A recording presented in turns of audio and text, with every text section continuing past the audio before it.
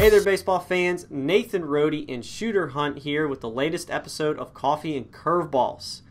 Shooter, you and I just got back from the West Coast where we had a great week of taking in the 2018 Boras Classic South. Great sun, great baseball. It couldn't have been better. We had a great championship game. The entire week was, as always, just a lot of fun. Yeah, it certainly was. I got in Sunday night so that Monday I could go out, catch a little bit of the National Classic. I saw Cameron Ojeda, who's actually now Cameron Guangarena, recently changed his last name to honor his stepfather, who's raised him basically his whole life. So that was a neat little story that you can check out on PrepBaseballReport.com. He talked about it on the road show, but hit a home run against IMG Academy in the game that I saw. A couple other players to look at in that game. So like I said, PrepBaseballReport.com, jump on the road show.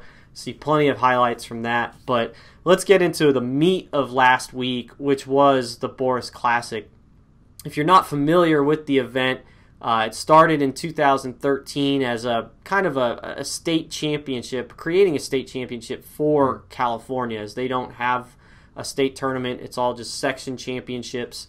So the Boras Foundation came along and put together two events, Northern Boras Classic and the Southern Boras Classic, and the winner of each tournament, there's 16 teams in each tournament, the winner of each one then face off in a championship game at a later date in the season. So it's been going on since 2013. Shooter, you and I went to it last year. It was a lot of fun. Ton of draft talent was in it with Royce Lewis, Hunter Green, even though he didn't pitch. Bryce Terang was in it as an underclassman. We saw Garrett Mitchell with Orange Lutheran. Modern Day had Blake Hunt, who ended up going in, I think it was like the second round, maybe third round, to the Padres. So it was obviously on our list to return this year. And, you know, once again, it was a lot of fun. I guess, Shooter, what stood out for you? Well, I mean, last year it was going to be tougher to live up to last year with all the draft talent that it had. Also, Hagen Danner and Nick Prado, those guys, they'd be in there. I forgot about those guys. It couldn't let you leave them out. But I thought the gameplay might have been even better. There were really close games. We had some walk-off hits, great performances. The championship game was a 2-1 victory, just a great for 7 innings. But the biggest thing that I walked away from it was the 2020 class in California is very, very good. I don't want to say it's going to be like that 17 class, but it's got a shot. Yeah, it certainly does. There was a lot of, the 18 class, for the draft is thinner for California. There's no way around it. Not to, be negative about any of the players. It has good players in it. A lot of guys that we'll probably see go through the college ranks and become really good picks out of there. But hands down, it's just thinner this year. Now it's hard to live up to what 2017 was because it was so special. So I agree with you. That's what stood out for me was the underclassmen. There were some good 18s to watch for me, but there were definitely some underclass, some 19s and especially 20s that were really, really stood out. But we'll get to a couple of those guys in a minute. But let's talk about that championship game, Jay Serra versus La Mirada. And you talk about 2020s and even 2019s. Watching those two teams go against each other, it gave us a sneak peek at the next year or 2 years because of the underclass talent that are on those teams. I mean, it's pretty special when you talk about Michael Curriali, who was the offensive MVP of the tournament with 2 home runs. His home run in the championship game was the deciding run in the game. But then on La Mirada, you look at Jared Jones, Emilio Morales, Darius Perry. Those teams are very likely to be in the Boras Classic again next year and have some national attention and be competitive once again because of guys like that. Yeah, I mean, you look immediately at Jay Serra, and Coach Brett Kay does an amazing job there. That's, again, these SoCal teams, those are programs. They just continue to run guys through who they're producing outstanding talent. But you talked about Curriali. He looked much bigger to me, kind of filling out a little bit. We had thought he was more of a pitcher in the past, but just see him at shortstop with that big right arm, able to get side to side, but at the plate, hitting that monster home run to give them the lead in the 5th, and then eventually win the game. He had 2 home runs on the week. But he looks like a guy who could end up being a draft guy in the 2019 draft, just given his size and athleticism, and now that he's adding on that strength and that power. Yeah, he definitely looks like a draft guy for 2019 for me. And I said that, I put it on Twitter, and I've said it to you, Shooter, multiple times. I could watch him throw from shortstop all day. And it's no surprise that early on we thought he might be a pitcher because of that arm strength. And I remember last year to see him in a quick inning, he could really spin it. But it's quite obvious now that he is a position player and has a lot of upside there. So I do want to throw out a shout out and give a good mention to Andrew Miller, who was the defensive MVP of the game. He's a smaller right-hander. He's not committed yet, doesn't have a whole lot of attention on the recruiting front, but I imagine that's going to change after the performance that he put together against La Mirada. But tell us what you saw out of him, Shooter. I mean, he could really pitch, and he had some, his fastball had some sink to it. He was a really interesting arm on the mound. Yeah, a very mature pitcher. For a junior, going out there, just was able to sink that ball to his arm side, and going against a very aggressive La Mirada team, which is young, so their adjustments they didn't make as quick of adjustments throughout the game, and he was just sinking balls under their bats and getting them to ground the ball to his good infielders. But he mixed in a nice slider in the low 70s, which got them off the fastball enough to where he could throw that in the majority of the time. He's up to 87 for us. I think he's been up to 88 in the past.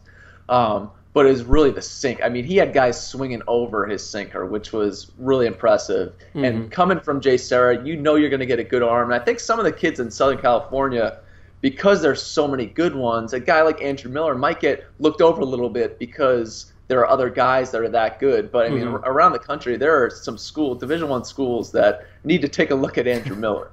Yeah, no doubt. It's almost like he's one of those guys where, sometimes you talk about a player where you have to see him, like an infielder, a dirt ball type guy, that you have to see him over and over and over again to really appreciate his ability. He doesn't have the flashiest of tools. I think Andrew Miller kind of might represent that on the pitching side of, you need to just watch him pitch over and over. And if he continues to do what we saw in that championship game, then obviously I think there will be a lot of schools, even outside of California, that will probably be knocking at his door. But absolutely, on the losing side of that championship game was La Mirada, who extremely talented club, and imagine that they'll get some national attention and be in the thick of it if they're in the Boras Classic next year once again.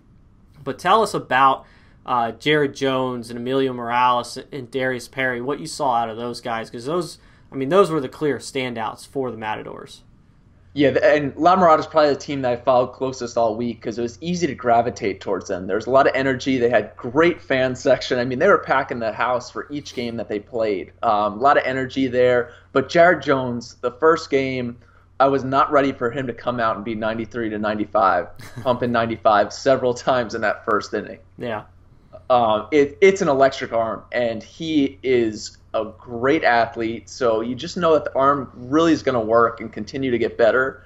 But he held it 92 and 94 in his first the first start in the first game, and the fastball just jumps through the zone. He'll mess with his delivery a little bit. He slowed it down, and then he would really speed it up, which would kind of shook me back a little bit. The slider's a good pitch. It was better later in the game for him. I think the last pitch he threw of the game was 84 with the slider, which was a good one. But for the most part, it's almost cutterish. But he's going to be able to find it because he's that good of an athlete, and he showed the feel for it later on in the game. But, I mean, we're looking at 2020 rankings coming out in the next week or two. He's one that could challenge for that number 1 overall in the country spot just with that pure stuff. But as a hitter, I think he would be another top 5 type guy only as a hitter in the state of California in the 2020 class. He's twitchy athlete, does not get cheated in any way, shape, or form, picks up pitches well, and then in center field, he's all over the place. He started in the first game, and then he would take infield, airing it out, and then he made some outstanding throws in center field. One going to his glove side, towards the right field line, throwing against his body on a rope to home to gun a guy down. But he's a special talent, and I think he's only going to get better. Yeah, he's obviously a pretty good athlete. But then you mix in Emilio Morales as well, And, I mean, it just continues on for La Mirada. Yeah, Morales is a catcher who we saw last year who I really like behind the plate, committed to USC in the summer. And he's just real quiet back there, good arm, everything works, right-handed hitter. But then he hopped on the mound and was up to 89 after he had caught the day before. But it's a really quick arm. He's clean, but it's his secondary stuff that really stood out to me. Has a potential to be a plus changeup. Swings and misses, mid-70s, pulling the string on whoever he wanted at any time. And then he had a good slider, which he would kind of drop his arm a little bit to get more of that sweep, and then get on top for more of a curveball at times. The only thing I thought with him is some of the pitch selection, just being a sophomore and still not fully mature as a pitcher, is something that he'll grow into moving forward. But he really looks the part. 6'2", 170, has that prototypical pitcher frame, high-waisted, long limbs. His high ceiling is something that scouts are going to follow closely moving forward. And then he just, for a sophomore being out there, he had a huge game against a really good South Hills team with an experienced lineup. And he just, it was like, I know everybody's here to see me, and this is what it's about. And he just shut them down. Yeah. And the biggest thing that stood out to me was he picked over the first base 5 times in a row. And the South Hills dugout was on him after the second one, almost challenging him to throw it again. And he went back, and he went back, and he went back, and he just walked around like nothing was going to affect him. So he's a guy that I really like moving forward. And you mentioned, he's a catcher, came out from behind the plate to pitch. How many teams in the country do you know that have a guy like him catching, but can then replace him behind the plate with somebody like Darius Perry, who stood out defensively as a catcher? It's not many. If they do, I need to go see that team, because Darius Perry hopped behind the plate. He's an uncommitted 2019, about 6'2", 215. And I just sat back and watched him, even from the bullpens.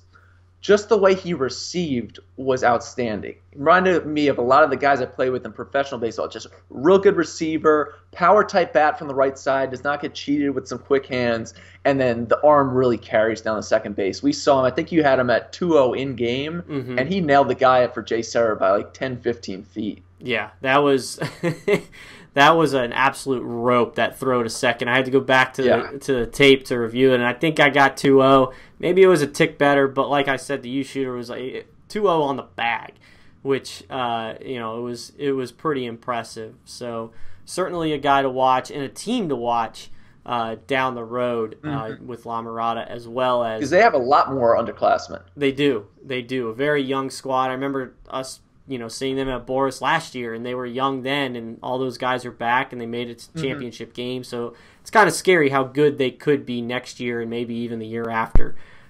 So that'll be certainly a fun one to keep an eye on. But let's talk about a few more standouts from the Boras Classic South. I got to see Cole Winn again, second week in a row that I got to see him.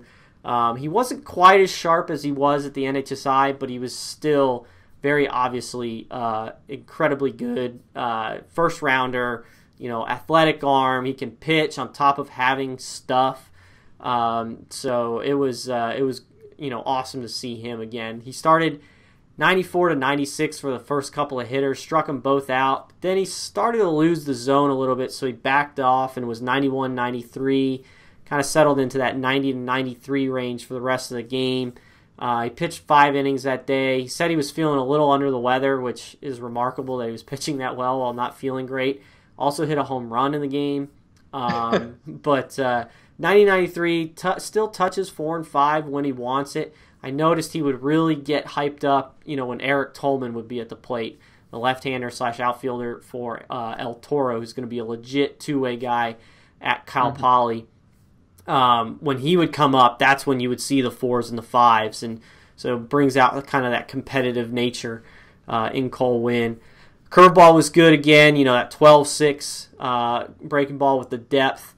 What was better for him, even though he wasn't as sharp overall, was the slider. The slider was definitely working better at Boras than it was at NHSI. It didn't look like he had great feel for it at NHSI, but then at Boras really became a sharp out pitch for him. So that was a lot of fun to watch again. Yeah, and you talk about, not as sharp as the week before, but they are at NHSI, which in North Carolina, the travel, these teams, even modern day, were on spring break that week. It's a long process and grind for those guys, especially on spring break when you're trying to take that deep breaths from schoolwork and the stuff that they're doing there. Modern day ended up going 3-1, Olu 2-2, but just being there, and it's not that it's tough to get up for the big games, but that's a lot of action 2 weeks in a row for a high school kid. No doubt. So we also saw Harvard-Westlake there, which, we talk about Jay Sarah and La Mirada and the young talent they have, but Harvard-Westlake, is right there in that conversation. Sam Leboki, my guy, 2019 right-hander. But then we were just talking about 2020s. A couple of guys that are going to be prominent in those rankings, and with Harvard-Westlake, Pete Crow-Armstrong, and Drew Bowser. I mean, I found myself basically, wanting to sit on a Harvard-Westlake game just to watch those guys. Yeah, I mean, you're talking Crow-Armstrong, just the vibe and aura that he has walking to the plate and the confidence that he moves around the field with is well above his 2020 sophomore age. And just quick hands at the plate, it's a strong bottom hand, flat path through the zone. But the thing that I liked more than anything about him was watching him in center field. It's a really good arm, probably end up being a plus arm by the time he's a senior. But the routes he takes, and you and I talked about this, most high school kids around the country are not getting a ton of fly ball work and really working on their defense, especially as outfielders. They're good athletes, they track stuff down. But because Pete Crow-Armstrong's at such a strong program like Harvard-Westlake, and Jared Halpert does a great job there with those guys and the entire staff, he is taking junior draft pick type college guy routes. And his speed and the hands that he shows in the outfield are outstanding. Yeah, he's certainly a lot of fun to watch. And you want a little tidbit of information or a little trivia? You saw the movie Little Big League, right? Who didn't? Of course. Obviously, son, inherits the team after his grandfather passes, the Minnesota Twins, that is, and then makes himself the manager. But the mom in the movie, the actress that plays the mom in the movie, is Pete Crow-Armstrong's mother. So, oh wow, nice little baseball / Hollywood connection there. Harvard-Westlake, obviously in the foothills of Beverly Hills there. So. That's a fun bit of info. I'm sure we'll see that story over and over for the next couple of years as he leads into the draft. But another 2020 to talk about with Harvard-Westlake is Drew Bowser. I saw him last spring, and it was obvious that there were tools there, but he was still pretty raw in his game, hitting lower in the order. At the plate, he obviously had some work to do. He's obviously put the work in now, and he's in the middle of that Harvard-Westlake order, which has some good hitters in it, and he now is an absolute presence on the field. I mean, he just looks the part. When he's out at shortstop, you can tell, hey, this kid's a really good athlete, and that's a good player. Just right from in and out, just him being at shortstop, moving around naturally, the hands are clean. I think that his footwork is excellent, really gets to the ball, everything looks like he has practiced it nonstop. But then at the plate, the first day that I got to see him was off another big 2020, Max Radzik of Orange Lutheran. And he turned around a 91-mile-an-hour fastball and put it well over the left field fence. So you know that the power's there and that uphill stroke that he's working with, quick hands, and the frame is really athletic, but I think he's going to fill out much more moving forward. Like, he still has that, I don't want to call it a boyish frame, but he's going to get much bigger in the next 2 years, and scouts are going to really like that in the 2020 class. Absolutely. So then one more guy, shooter that you took note of was Cody Freeman with Etiwanda High School. He's the younger brother of Tyler Freeman, who was a second rounder to the Cleveland Indians last year. But tell us, what caught your eye with Cody? What didn't? I mean, it was hard not to watch this kid and be drawn to him the entire time. 2019 shortstop at Etiwanda, committed to Baylor, was just all over the place. Hopped on the field and was like, this guy must have just shotgunned 2 Red Bulls because he was just the energy coming out of him the entire game. But at the top of the order for them, I swear he had 2 hits in almost every game. Mm-hmm. Just an all-out baseball player. Reminded me similar to a 2020 in Texas Mason Winn, kind of similar players. Mm-hmm. But Freeman it's funny that he's going to Baylor because he has that Texas grit to him, that grittiness playing, mm-hmm. But can really play shortstop, whippy arm, all angles, making plays on the run, side-to-side charging, but really set the tone for their lineup at the top of the order. He's a really good ball player, just one you just enjoy watching each time you see him on the field. Mm-hmm. Excellent. Well, that's a good look at the Boras Classic and what we saw. We'll go into more depth with a podcast, which we'll record here soon and post this week. So be on the lookout on the website for that. We'll obviously be able to go into a lot more depth about other things. But real quick, before we wrap things up here, Shooter, let's talk about what's coming up next, and that's the Midwest Select, which will be Friday and Saturday in Westfield, Indiana. It's the PBR Midwest Select. We're bringing in several high school teams from surrounding states. So we got 4 teams from Illinois, 4 teams from Indiana, 4 teams from Ohio, and a team from Michigan coming in. And it should be a good look, one-stop shop for some draft prospects. Just off the top of my head, Jared Poland, Timmy Borden, Nick Schnell, Jack Perkins will be there from Indiana, Brandon Comia from Illinois. I got Cameron Swanger coming in, Nick Northcutt from Ohio as well. Very talented hitter. So I know you're not coming, but you're not going to actually be there, but I know you'll be following along. So what kind of stands out to you with this group that we should be following along with? Well, it's just a great year in the Midwest for draft guys in that 18 class, and to have them in one spot, I think Mark Dvorak for us did a great job putting this together and getting these guys in the one place for you to send out notes to me where I can sit in the command center, just follow you along. But, I mean, right off the bat, Nick Northcutt's a guy who I really liked throughout the fall and the summer, could really swing it. So I'll be very interested to see what he looks like there and if he makes a jump. Jared Poland, who that I've been a huge fan of for a while now with the bat, but recently was told that he was in the low 90s on the mound. So I don't know if you need to keep an eye on that because I think he'll end up being a hitter, but it'll be fun to watch.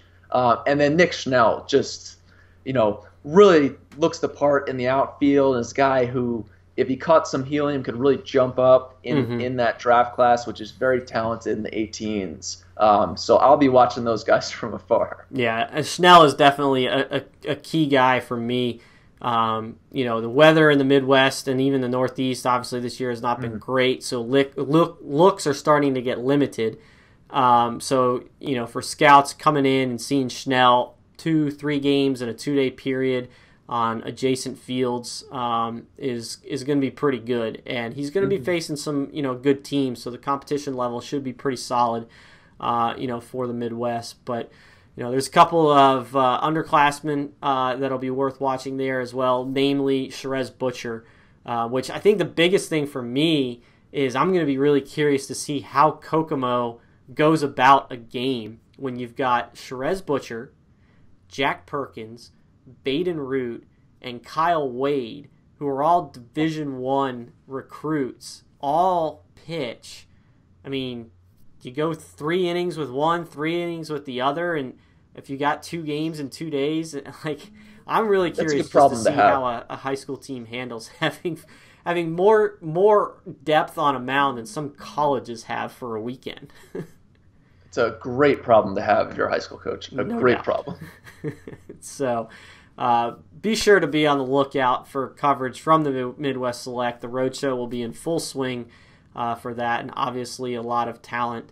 As Shooter mentioned, the 2020 rankings are in the process of being updated, so that will be coming out in the next week or two. And again, just to reiterate, we'll talk more about the Boras Classic on a podcast so that we can go in a little bit more depth. So thanks again for joining us for another episode of Coffee and Curveballs. I'm Nathan Rohde. He's Shooter Hunt. And until next time, we'll see you guys at the ballpark.